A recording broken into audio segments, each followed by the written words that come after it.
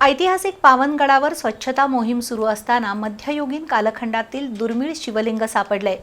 युवा बजरंग दल आणि शिवशंभू दुर्ग प्रतिष्ठानच्या कार्यकर्त्यांनी ही स्वच्छता मोहीम राबवली। इतिहास अभ्यासकांच्या मते या शिवलिंगाला ऐतिहासिक आणि धार्मिक दृष्ट्या मोठं महत्त्व आहे। छत्रपती शिवाजी महाराजांनी पन्हाळगडाच्या संरक्षणासाठी उभारलेला पावनगड हा किल्ला ऐतिहासिकदृष्ट्या अत्यंत महत्त्वाचा मानला जातो। या किल्ल्याच्या दक्षिण दरवाजाजवळ स्वच्छता करताना लहान आकाराचं एक शिवलिंग आढळून आलंय। इतिहास अभ्यासक सचिन भगवान पाटील यांच्या मते छत्रपती शिवरायांच्या काळात दक्षिण दिशेला मारुती आणि महादेव मंदिरं उभारण्याची परंपरा होती। औरंगजेबानं पन्हाळगड जिंकण्यासाठी 1691 ते 1701 या काळात प्रदीर्घ काळ वेढा दिला होता। त्या काळात पावनगडावरही अनेक आक्रमणे झाली आणि दरवाजे उद्ध्वस्त करण्यात आले। त्याच काळात मंदिरांचे अवशेष दबले गेले असावेत असा अंदाज व्यक्त होतोय।